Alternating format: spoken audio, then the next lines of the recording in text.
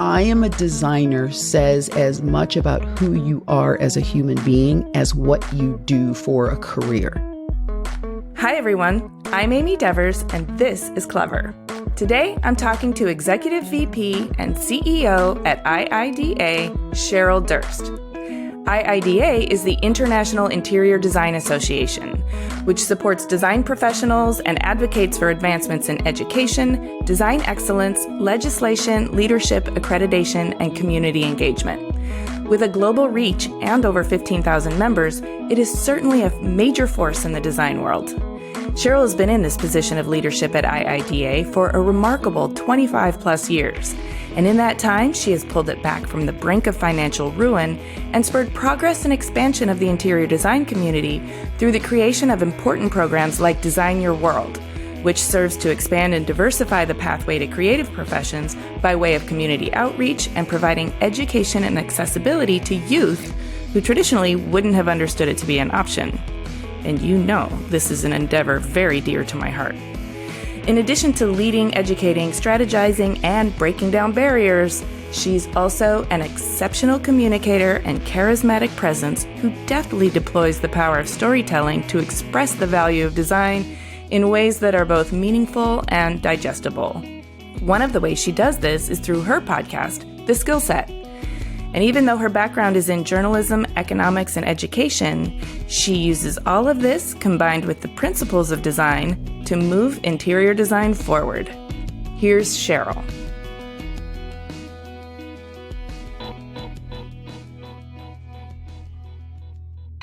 Hi, I'm Cheryl Durst. I'm the Executive Vice President and CEO of IIDA, the International Interior Design Association, and we are headquartered in Chicago. I always like to go way back to the beginning, the formative years. I'm wondering if you can paint the picture of your childhood for me. I was born and raised in Toledo, Ohio. I'm an only child. My parents were these super analytical, incredibly smart human beings. My mother was a microbiologist and a research scientist who specialized in infectious diseases. Would I have loved to have talked to her about the few years we've just endured through the pandemic? I bet. My father was a college professor and then went back to the classroom, was a teacher and an elementary school principal for the remainder of his career. He felt that he would be more effective in the classroom. So I am the daughter of a scientist and an educator, and I ended up being this creative storytelling, not as linear and logical as my parents. And because I was an only child, which I always consider super integral to the person that I am, I'm comfortable and familiar with solitude and comfortable and familiar with living inside of my own head. And so most kids, I think, have one imaginary friend. I had 6. They all had personalities and backgrounds. And early on, I learned the power of storytelling. I made up backstories for all of my imaginary friends and lifetimes for them and pursuits and professions.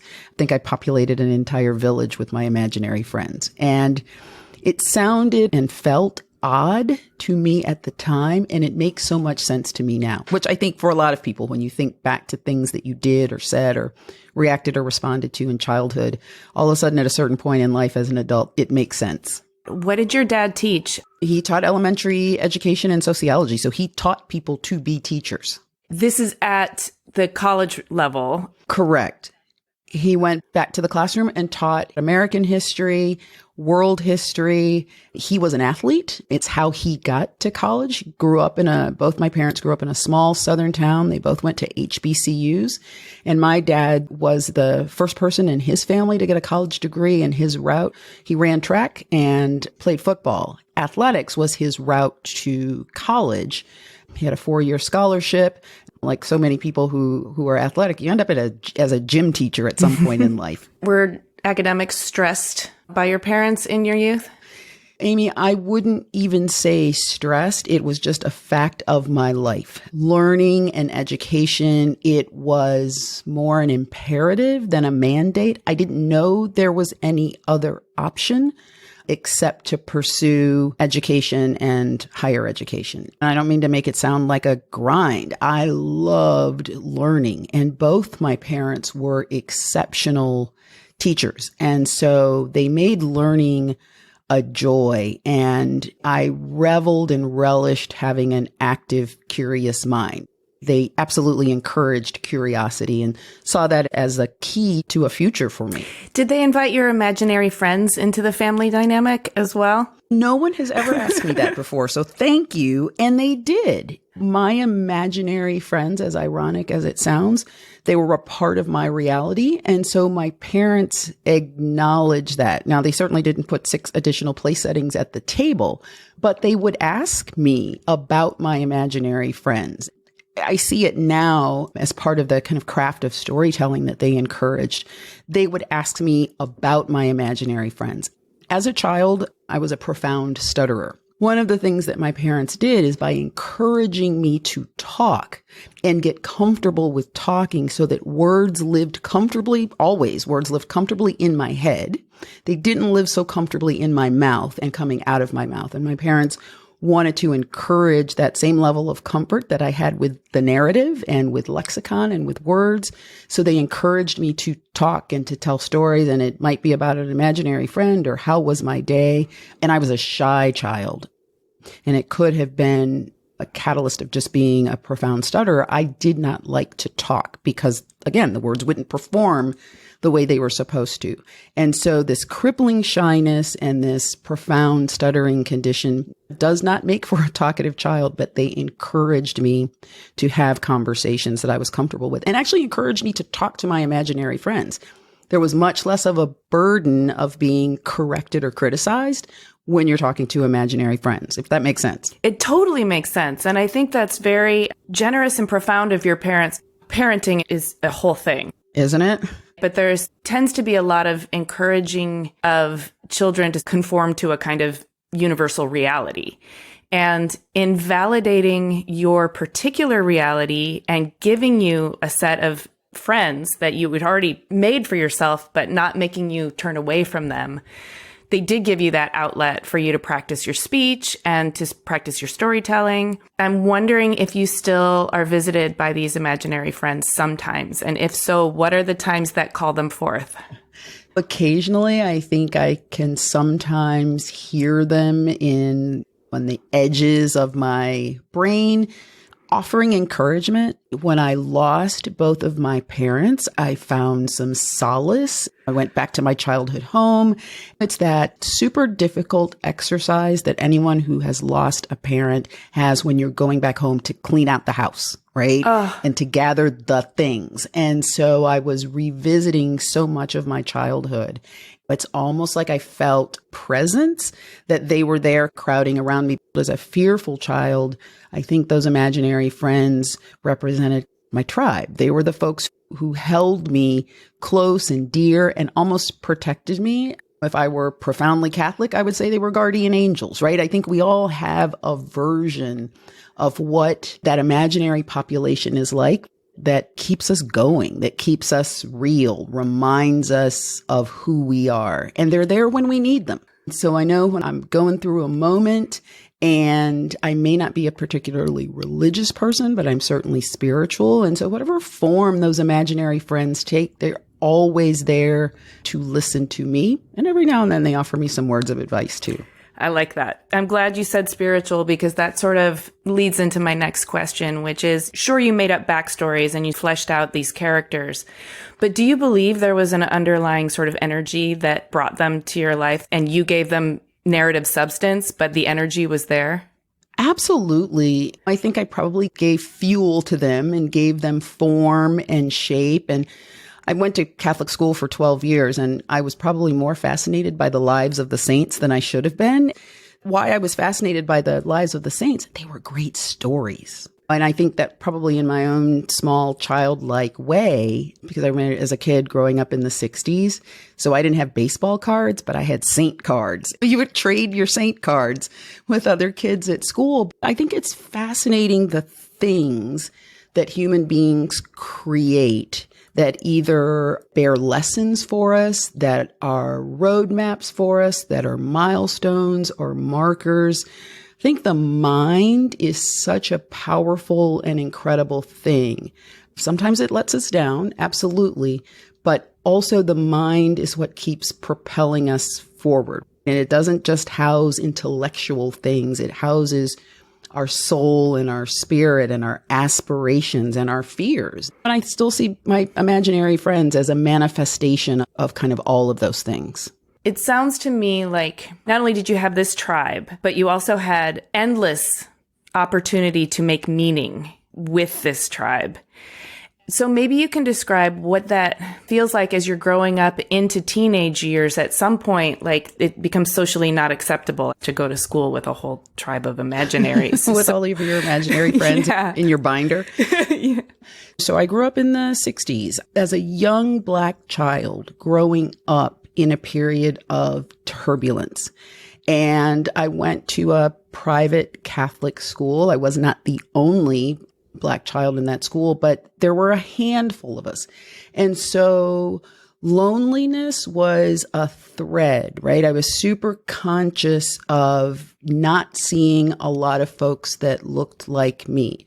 I was nerdy. I had this speech impediment, but one of the times when I would not stutter is when I would spell. And so I would get in, my parents would put me in every spelling bee possible. And I felt a sense of accomplishment and confidence. When you're nerdy and you have a speech impediment, and I wore glasses and I had orthopedic shoes, and at some point in life I had braces. It was a kind of a whole quadfecta of things, right? I had all this apparatus to ultimately correct something.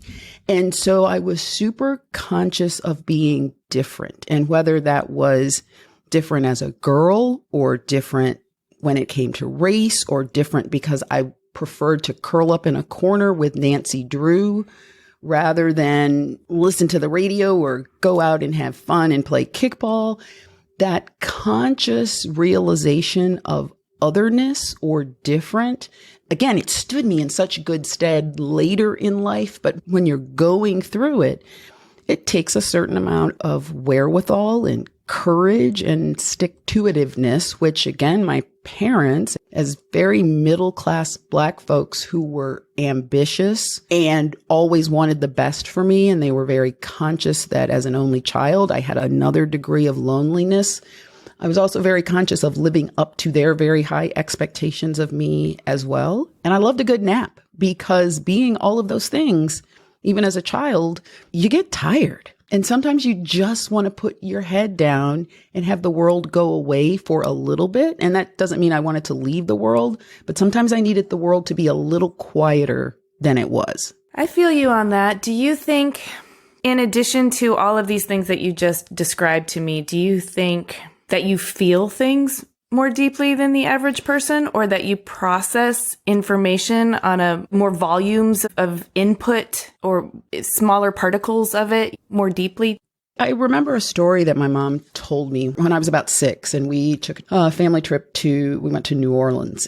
My entire family, oddly enough, we love cemeteries, right? They're just very evocative, and they're cool to walk through, and visually they're very cool. And New Orleans, I can't think of a better place for a good cemetery, right? With all of those above ground mausoleums. And so we were walking through the cemetery, and my mom looked over at me and she saw tears running down my cheeks. And she said, "Oh, I know this is really sad." We were in a section of the cemetery where most of the folks who had passed away had yellow fever. And there was a marker that I was standing next to. And the little girl was like my age. She was 5 or 6 years old. And I remember feeling that. But my mom, she asked me, she said, she was talking about how sad it was. And she said, "I know you're sad." And I said, "It is sad." But the statue at the grave, the marker, there was an angel that was just beautifully sculpted. And the angel was wrapping her arms or her garment, right? But she was encircling the statue of a little girl. And what I said to my mom, I said, no, Mom, yeah, the story's super sad. But look at the curve on the arm of the angel. It was that curve in marble that looked so warm and human, but I knew it was marble that made me cry. And my mom said at that moment, she knew I had the soul of a creative person. That makes a lot of sense. I remember we got back from that trip and my mom immediately enrolled me in art classes at the Toledo Museum of Art. I felt color and I felt music and I took ballet classes, and my parents responded, even though they weren't creatives in that sense of that word themselves, they saw it in me, nurtured it, and developed it. That's beautiful. I think sometimes people who don't consider themselves creative or haven't tapped into it, everyone's creative, right? But they just haven't sometimes tapped into it or owned it within themselves. And if they don't see it within themselves, sometimes they have a really hard time seeing it in their children. So to give you all of the avenues that you might need to explore that and to develop it, I think is so therapeutic, because it's not even just about that you might grow up to be an artist. It's an understanding that art enhances your life and builds on this transcendent connection you have with the world. And my parents both knew, I remember, and again, they were both super logical, analytical people, but I remember at dinner one night having this conversation. I was a bit older, and I had asked them why they had so encouraged the arts in my life. It was something that they certainly hadn't had in their lives growing up in a small, segregated southern town. And my dad quite simply said, like water and like air, you need this. And that was it. That was the answer. You need this. It sounds like you felt very understood. I did. I certainly went through that moment when you're 13 or 15 or whatever the magic age is, where like, oh, they don't understand me. But I felt so seen and heard and loved and understood and appreciated. They were such incredibly special people who had their own share of difficult times growing up. And whatever that saying is, we always want to make things better for our own children, give them things that we didn't have. There are moments that I have where at a young age, I didn't appreciate what they were doing for me. I felt it, but I don't know that I intellectually appreciated it. I'm so glad I got to the point as an adult where I was able to thank them for what they did for me. Yeah, that's so nice. And yeah, when we're kids, you don't know what you don't know. You're just going through it. It sounds like you felt seen, heard, and understood, but also given a lot of space to grow into whatever it is that you're growing into. Yeah, and that stays with me so much now, Amy. Both of my kids went to art and design school. Both my kids are filmmakers. My daughter went to Santa Fe University of Art and Design, and she works for Nickelodeon now. And my son graduated from RISD. He's a film editor. And with both of them, going with them to freshman orientation and going with them to first week of college and then subsequently to parents' weekends and all the things, I was super conscious of how many kids in programs of art and design aren't seen, heard, appreciated, or supported by their parents.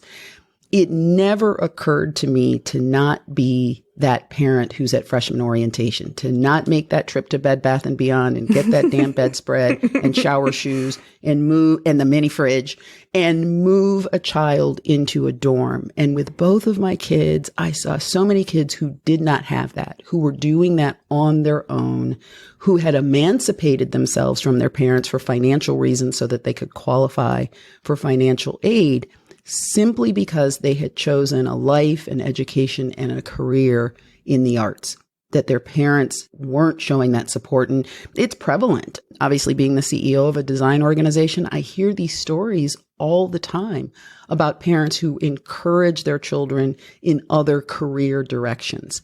And who we are and what we do is so intrinsic to self and so bound into our brains, and to have that rejected at an early and impressionable age, the crushing agony of that, or just the crushing of not being understood, it leaves an indelible impression. You said it better than I could. And I appreciate that in the position that you're in now, that's something that you have a deep understanding of, because I do think one of the important narratives that we in the creative fields need to counteract is this narrative that creativity is somehow not a secure profession to pursue, And therefore, in their well-meaning intentions, parents frequently dissuade their children from the fullness of themselves in an attempt to guide them towards something that's going to be more secure, but they don't even get that they're amputating their child in a certain way. Yeah, amputate is such a perfect word. When you listen to a designer or an artist describe what they do, it's indelible. It is intrinsic to their personality. The fact that you say, I am a designer, I hate putting a value judgment on this, but that's slightly different than saying I'm an insurance adjuster. I can't quite equate the two, and there may be an insurance adjuster who is listening and won't like what I just said, but I am a designer says as much about who you are as a human being as what you do for a career.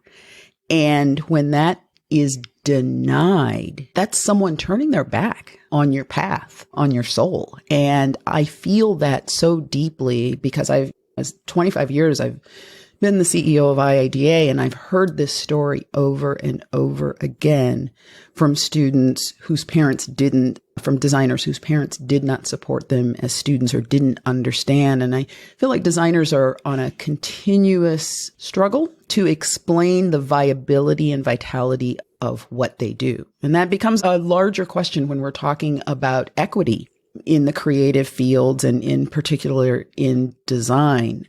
Because if you're first generation in your family to go to college, if you're from an immigrant community, your parents will in all likelihood persuade you to choose a higher net worth career, something that is understood in aggregate, something that supposedly has dignity and respect in society. And that doesn't always, for a lot of people, add up to a career in design.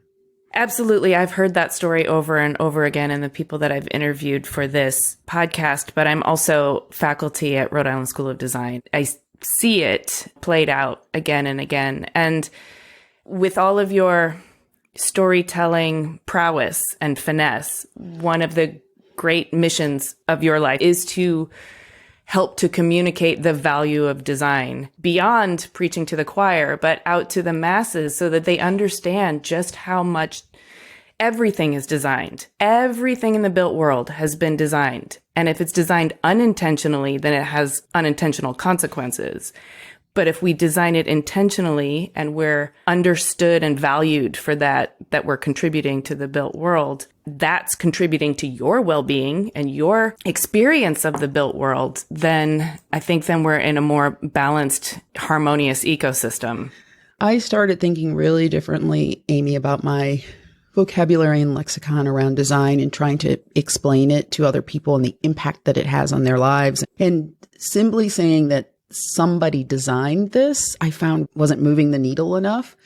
I shifted that phrase to someone thought about this, which that's an illuminating moment for a lot of people. There's so much randomness in life, right? And so we ascribe a lot of things to random, like things just happen. Yeah, I think I grew up thinking that forks magically came from a factory with no human involvement. Exactly. That's a great example. But someone thought about 3 tines versus 4 and how that fork feels in your hand. What is the experience of encountering an instrument? I always wonder who created the first fork, or it's like, how did we come up with a potato? Who dug that out of the ground and decided that they're going to eat that? So things organic and things inorganic. I always wonder about the origin stories. But talking to particularly children about what design is and how it impacts their lives, starting with that simple fact that somebody thought about the shoes that you have on. That ends up being a great entree,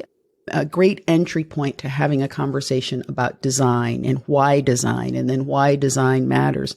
And the other side of that coin is dignity. Design makes us most human. It encourages humanity and it betters humanity. It typically shouldn't or doesn't other humanity. And so depending on the audience, I try to be very sensitive to the relationship that the audience has with design and start the conversation there. That is why you're so good at it. Meeting people where they are and then helping them get to where they need to go. And I think that's really brilliant. I think frequently in trying to communicate the value of design, we tend to overcomplicate it because we don't start with the idea that design is a loaded word and people have their own impressions of what design means. So if you circumvent that from the very beginning, you can get them to a more honest and open-ended understanding of what design is. Absolutely. The word holds such power. It's a talisman for some. It's frightening for others. I find that for a lot of people, it's often loaded with power and privilege. And if power and privilege aren't resident in your own life or in your own heart, you will be intimidated by design or ignore it completely and think it has nothing to do with you. And I find that difficult and dangerous as well, because you can't think that design has nothing to do with you. It has everything to do with you. And one of my favorite mantras is design is about what happens on the receiving end.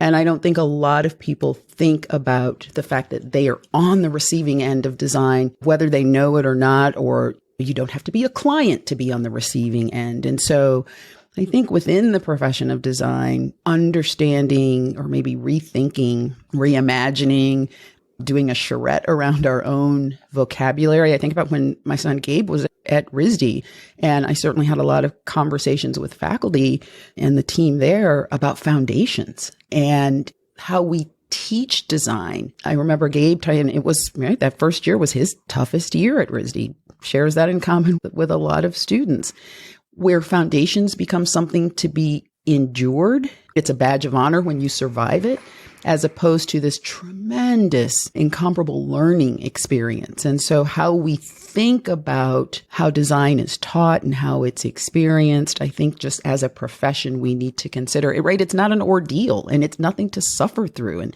you don't have to be a starving artist. I think we've set up a lot of expectations around design ourselves, and we're not doing a service to the public in that. I agree with you. I'm a little bit optimistic that some meaningful shifts are happening in that direction. You described teenagerdom that included braces and glasses and needing a nap, and I totally appreciate that. And then somewhere in there, you also put yourself on a path to study journalism and economics at BU, but you've already demonstrated yourself to be very creative and interested in the creative arts. So the choice to study journalism and economics, now you and I both know you can get really creative with both of those. So they're not creative endeavors. But it does seem interesting to me that you didn't go to a specifically artistic major.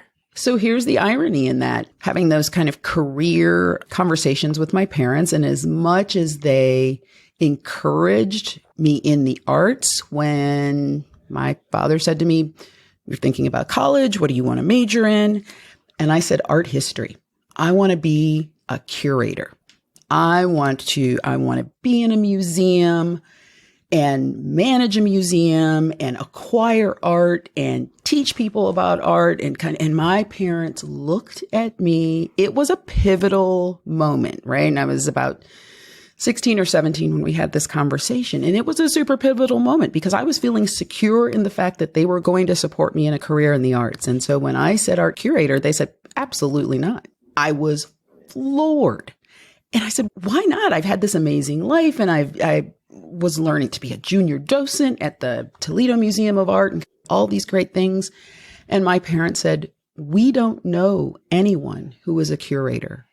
And you'll live a very lonely life. It's a tough career. You get ahead by connecting. The museum world is small. It's populated by privileged people, and it will be a hard life for you. And everything we've done for you, we don't want you to have a hard life. And it was like, wow. Wow, that does feel like a tidal wave. Right? It was a 180 from what I had known, right? And they weren't doing it to be mean or to be cruel. Not at all. In their heads, they were protecting me. And so my father said, think about what you do really well. You're a phenomenal writer. You're a phenomenal communicator. He is the one who actually helped me understand. I like taking arcane bits of information and translating that into easily accessible information. I had interned a couple of summers in Toledo was the home base corporate headquarters of Owens Corning Fiberglass. And I had interned in their corporate communications department. I helped write a company newsletter. I wrote about pickle tanks, and that was when Pink Panther debuted with the insulation. And I loved taking that really ridiculously nerdy chemical information and translating that for homeowners and home buyers. And my father said that corporate communications, there's a real future for you there. And then he proceeded to explain to me how people needed information written clearly and coherently for them. And that super appealed to me. The love of art and art history never left me. I minored in art history. And at the time I entered BU, and that was a very deliberate choice. It was the 80s. I wanted out of the Midwest. I was ridiculously influenced by the preppy handbook. The things we use to make big life decisions are utterly ridiculous sometimes. I wanted nothing more than to wear khakis and layer some Shetland sweaters over 3 shirts with the collars flipped up. So off to Boston I went. BU has a phenomenal journalism program, and I was able to double major in economics. And what I found fascinating about that was it was the time when we were becoming more financially literate as a culture and a society, learning more about personal investing.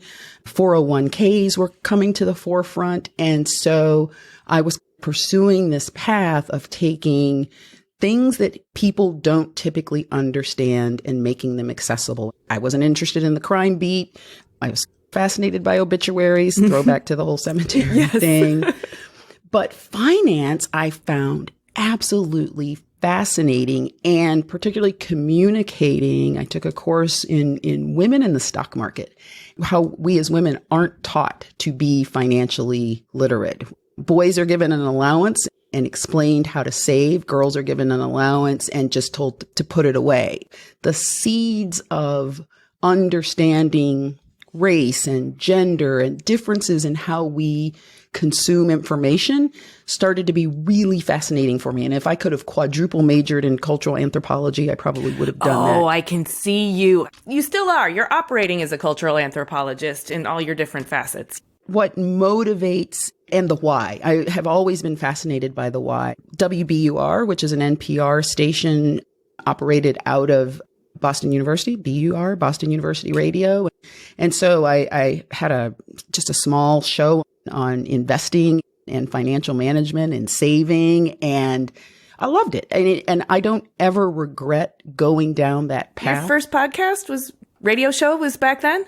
Yeah. Man, from a stutterer to a radio personality, look at you. And it was on at 3 a.m. in the morning, and maybe 2 people heard it, but there I was. Again, forever grateful to my parents, even though they didn't encourage me in what I thought I wanted to do. The path that they put me on in this gathering information, packaging it into a consumable narrative, and then communicating it, whether written or in presentations, I am forever grateful to them for pointing me in that direction. But the art and the art history piece never left me. When the entire time I was in Boston, I volunteered at the Isabella Stewart Gardner Museum. After college, I moved to Washington, D.C., and the Smithsonian has the most incredible volunteer program. And so I enrolled in the docent program there, and you essentially have to take a 9-month art history course. And so I was a docent at the Museum of African Art, the Hirshhorn Museum, which is the Contemporary Art Museum, and the Sackler Gallery, which is Asian art. And so on weekends in DC, I would give tours. And so I would have tour groups. Even though I wasn't a paid staff member of a museum, I was a volunteer. And that was also a real first true volunteer experience for me, and seeing how volunteers are managed and encouraged and taught. And so the pieces of who I became later in my life, those seeds were planted very early on. But for me, everything is predicated in curiosity and education and communication. Yeah, I can see that. Even in that last little soundbite, you distilled everything we've talked about so far down into these 3 sort of key buckets that are what you pull from in order to do what you do. You've been in the position that you're in for 25 plus years. That's a long arc, and I want to get into that. But is there anything more from those first few early professional years before you became the CEO of IIDA that is important and pivotal in terms of your journey now? So I was a teacher. I taught high school. I was a substitute teacher. Ooh, a substitute teacher. That's even tougher. So again, my parents, ever mindful of life, and I'm sure your parents probably told you the same thing, particularly as a woman, you should always have something to fall back on.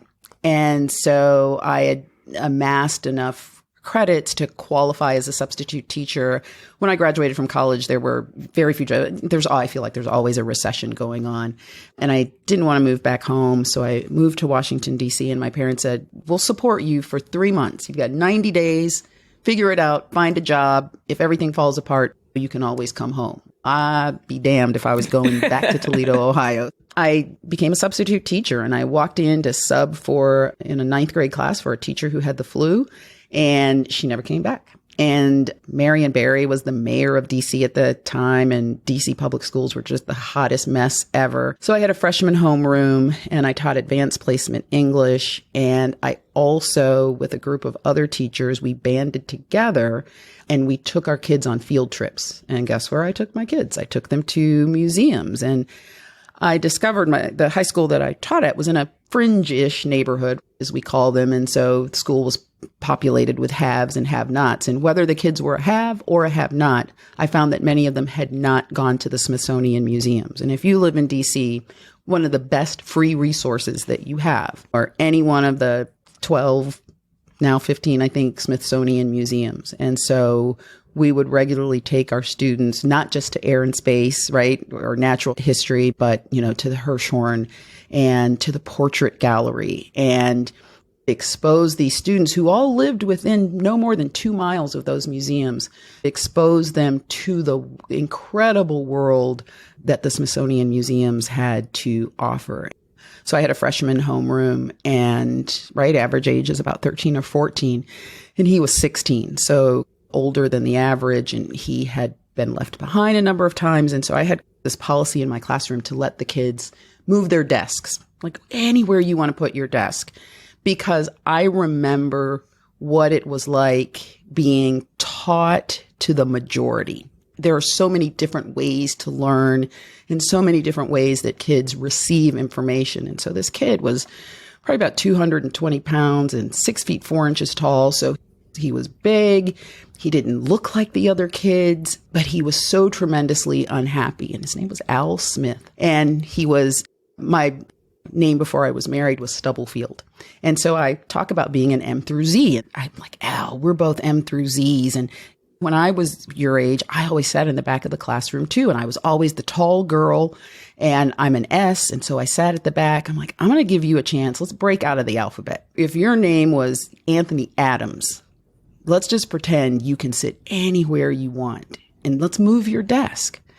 And he kind of looked at me super suspiciously because, what teacher lets you do that? And I said, where do you want to move your desk?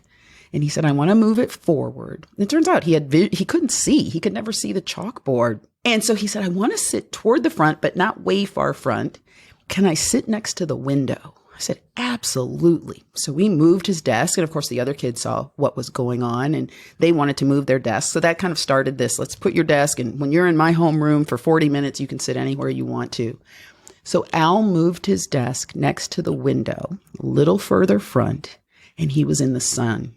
He was in the sunshine. And he said to me, and his grades started to improve. His behavior started to improve. Other teachers said, okay, how'd you get through to him?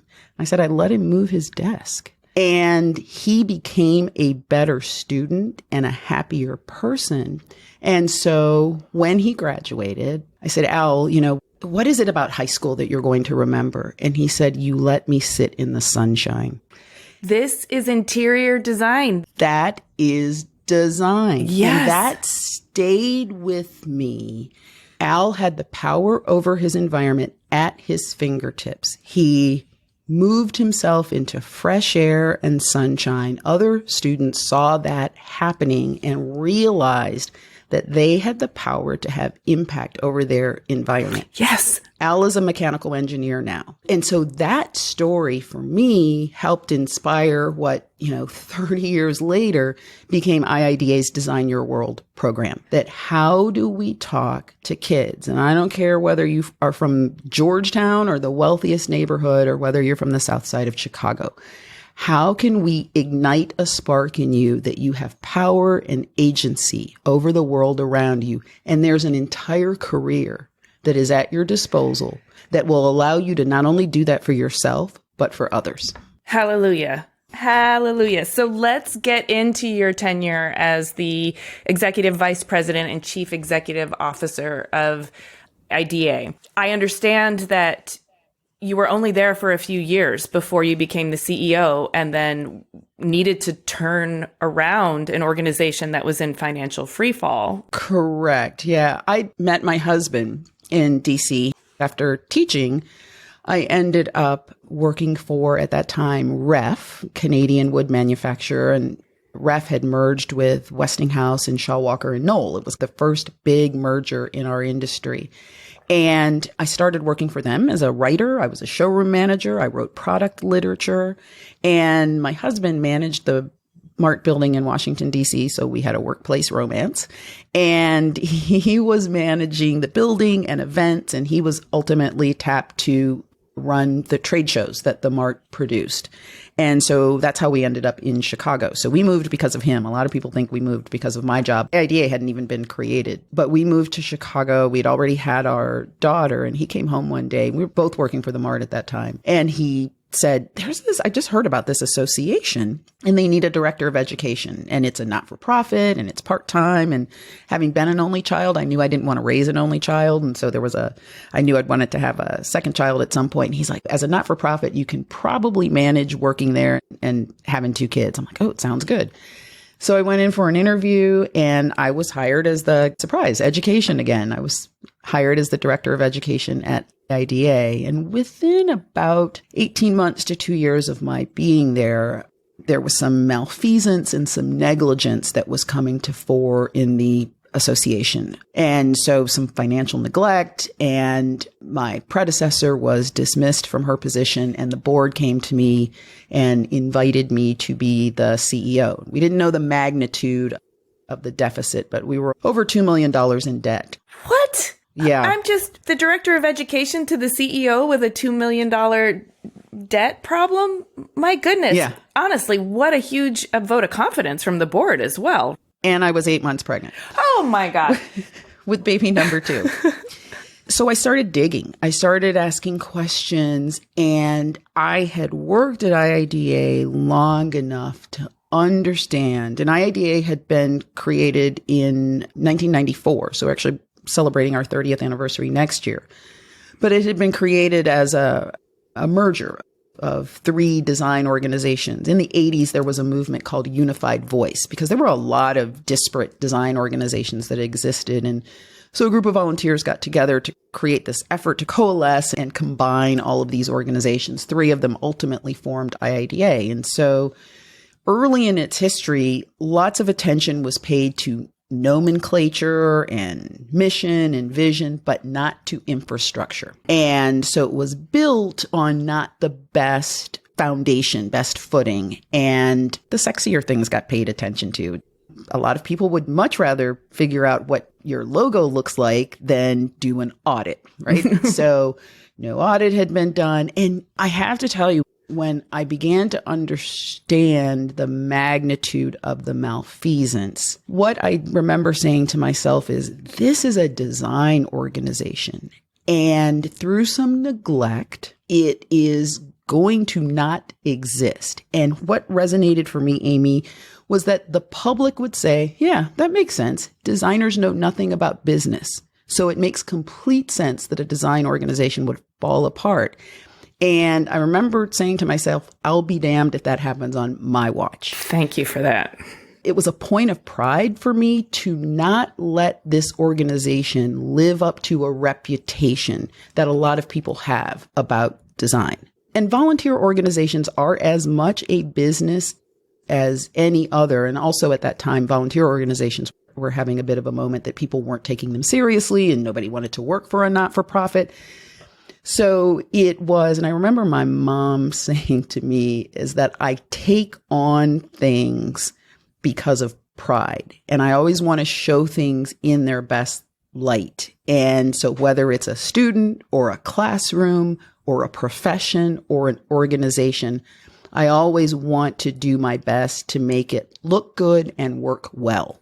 So not just the window dressing, but to have all the unsexy infrastructure stuff in place. And so I had to fix it. I had to fix this place. And so many lessons that I learned. I at one point thought that I was going to go back to school and get my MBA. And my first 5 years at IIDA were actually that MBA.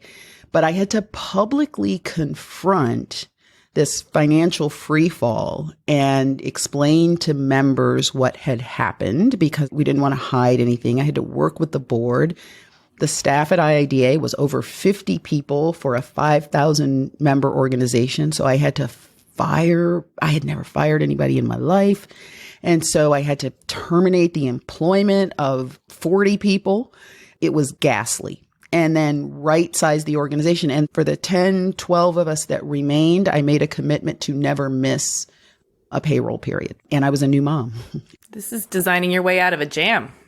And I was a Black woman leading an organization. And the hard part in this entire story, it wasn't the financial freefall. It wasn't the fixing. All that I understood. It was when I started getting anonymous phone calls and letters that said an N-word should never lead a design organization. So that happened. And I didn't talk about that for a very, very long time. I'm horrified. I'm so horrified on your behalf, but I guess I'm also not entirely surprised. There were people who did not want me to do the job that I had, so much so that one of the most threatening letters, it was retained by the Chicago police. My life was threatened. Gabe he'd been born in April. And so at NeoCon, I was officially announced as the CEO at IIDA's annual meeting, and I had to have police protection. Oh my God. To think about the fact that there were people out there who so didn't want me to do my job, but I did, and cleaned things up. And IIDA became this vital, viable, successful organization of which I am inordinately proud. But I'm also inordinately proud, Amy, of the fact that very few members at this point know that we were damn near bankrupt and that my life was threatened because I was doing my job, but because of what I looked like, who I was and what I represented. You went through it, not me, but I'm still pretty shook by that and thinking about how even just the few times people didn't have confidence in me because I'm a female or something, or how undermined I felt, to actually reduce you not to your skills and capabilities, but to just some sort of stereotype they have in their head. And then also, you've been doing this for 25 years. Please tell me the story's different now. If you felt maybe not enough progress, but progress? Progress. Not enough, but progress. I've certainly had moments. The level of anyone threatening my life has not reoccurred, but I have had anonymous voicemails and emails over the years. I certainly, in those microaggressions that happen that I think that all women get and all Black women get. I've certainly been sitting in an audience.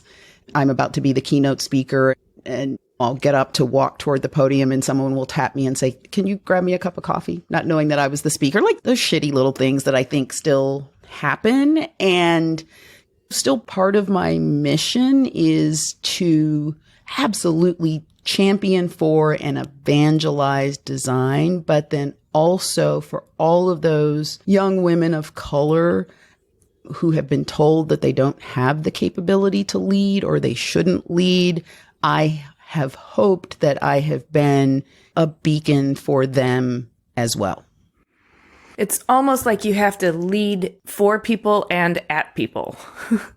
True. I can't even imagine the sort of inner fortitude and wherewithal it takes to keep your motivation and optimism at top level every day.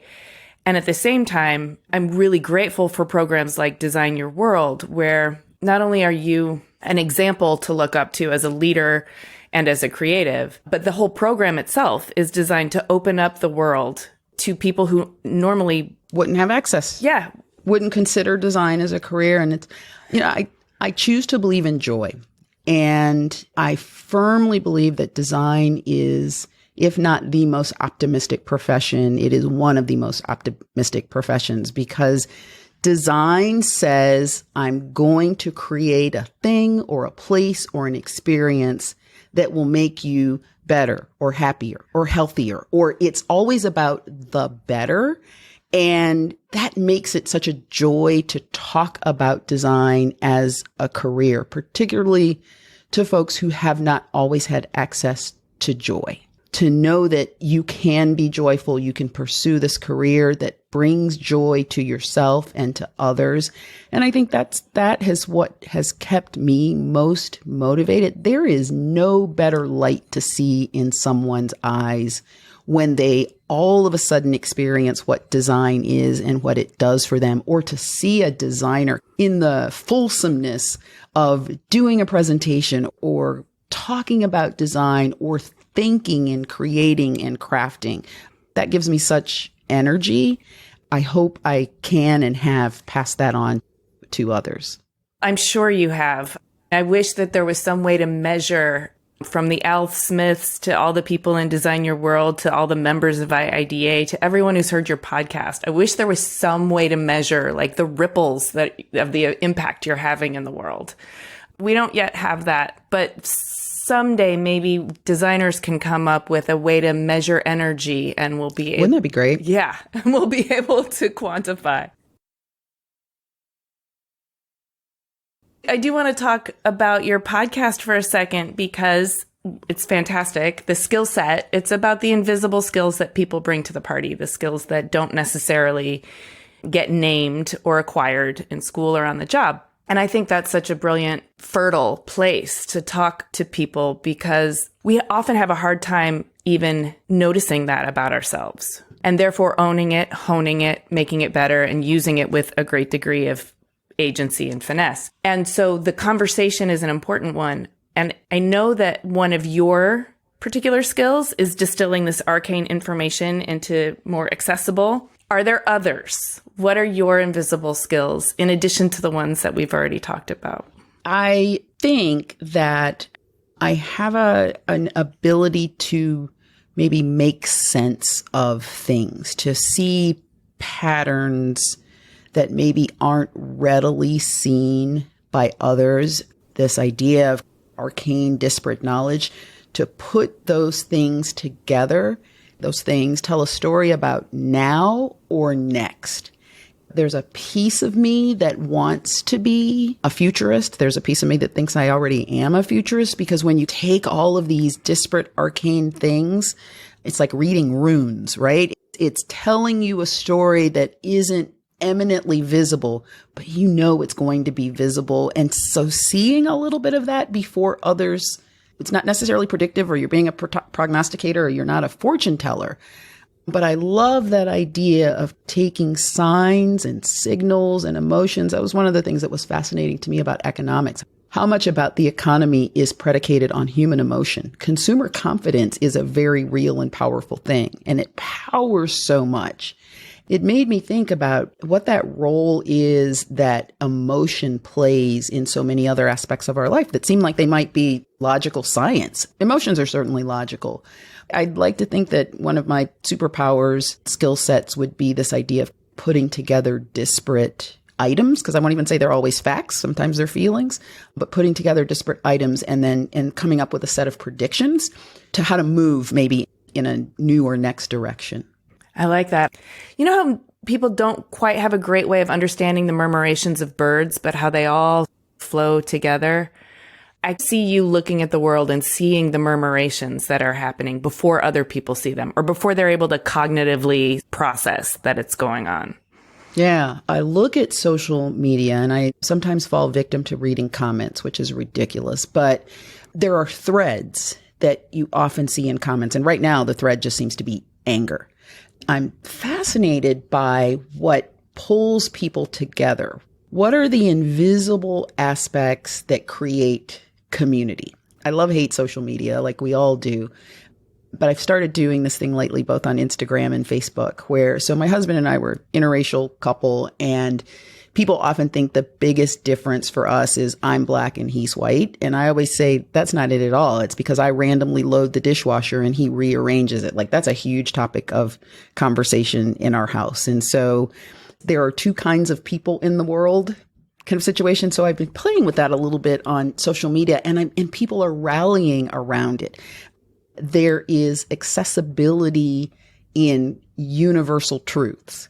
And there are things that we all do as human beings. We all eat, we sleep, we get dressed, but it's the variations in how we do those things that become culture and become fascinating. And I'm tired of arguing, at least on social media. And so I've been doing kind of this fun thing, and I'm finding that people are reaching out and saying, hey, Cheryl, my partner does this too, and it made me crazy, but I'm so glad to know that you're living this reality as well, that you get to the airport 3 hours ahead of time and your husband was the last one on the plane.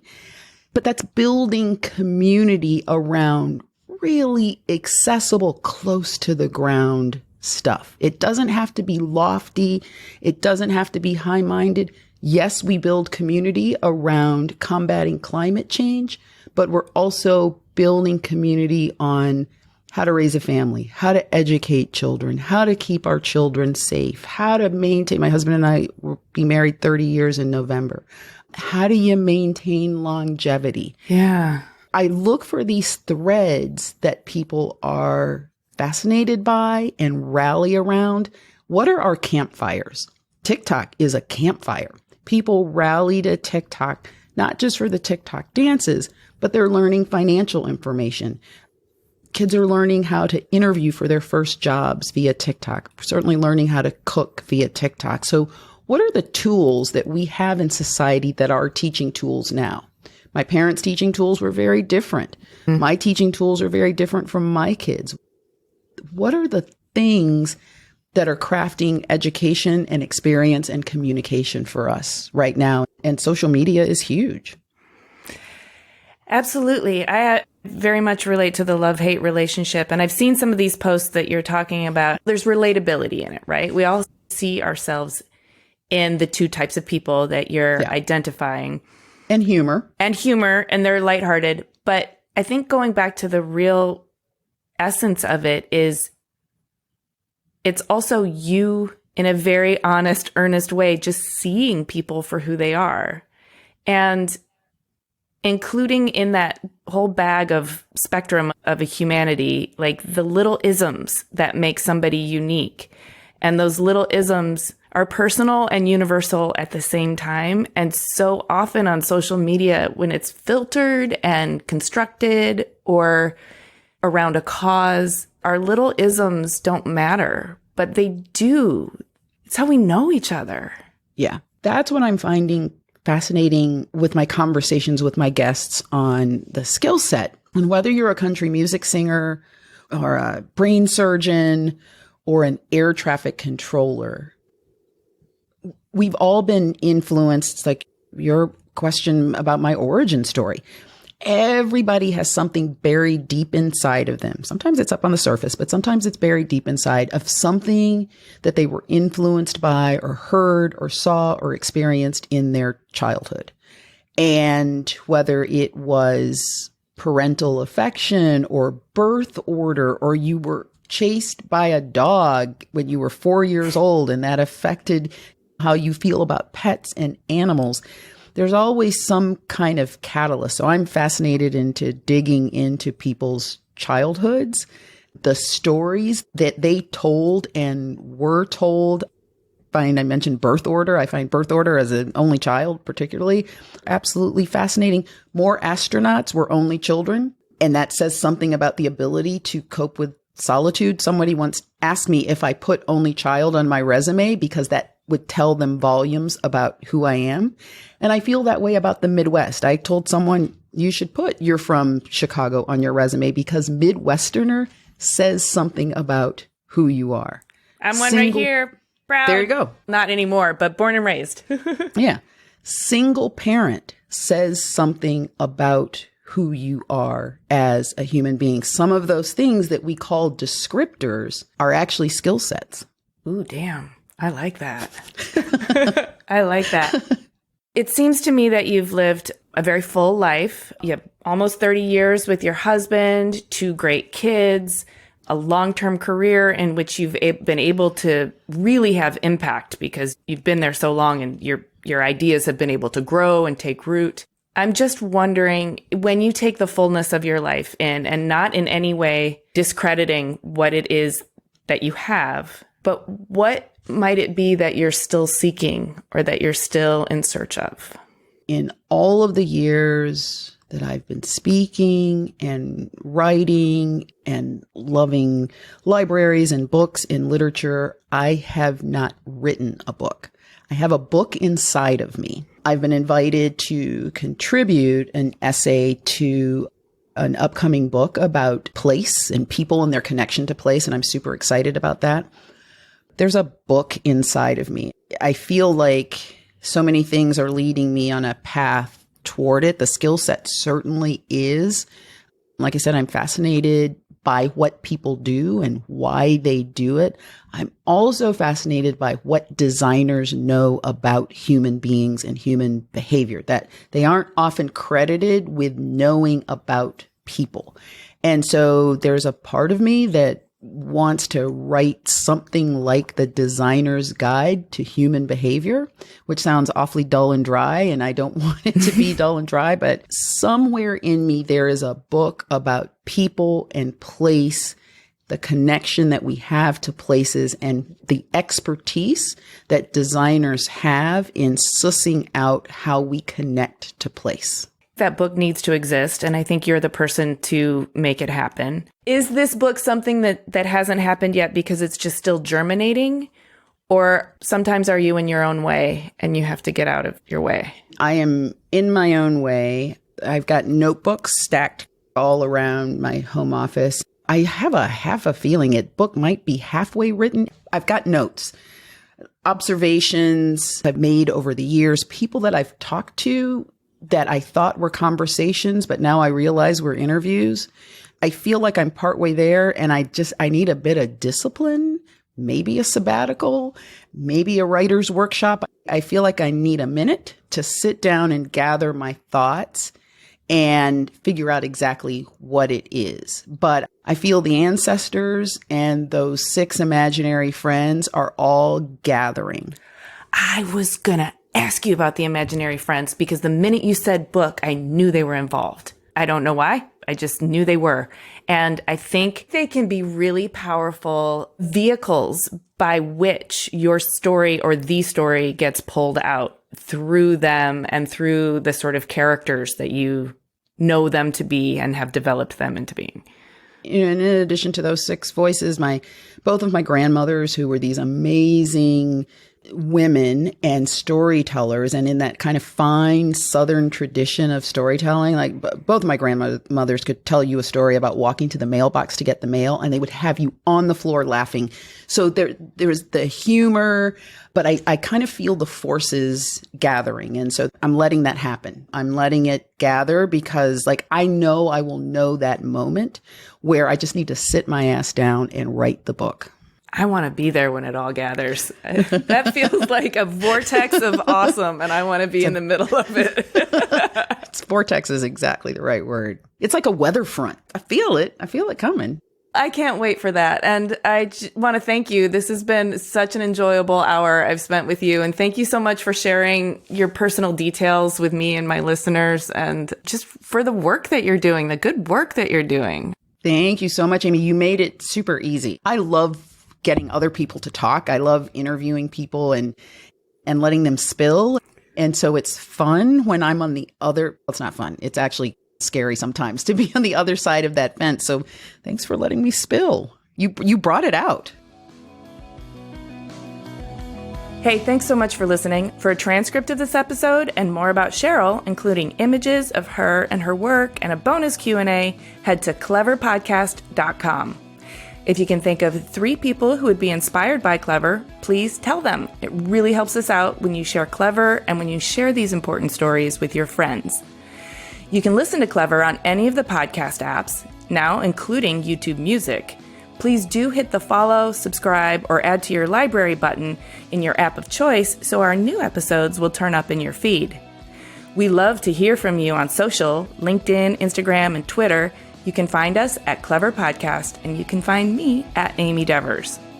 Please stay tuned for upcoming announcements and bonus content. You can subscribe to our newsletter at cleverpodcast.com to make sure you don't miss a thing. Clever is hosted and produced by me, Amy Devers, with editing by Rich Straffolino, production assistance from Alana Nevins and Anushka Stefan, and music by L1011. Clever is a proud member of the Surround Podcast Network. Visit surroundpodcasts.com to discover more of the architecture and design industry's premier shows.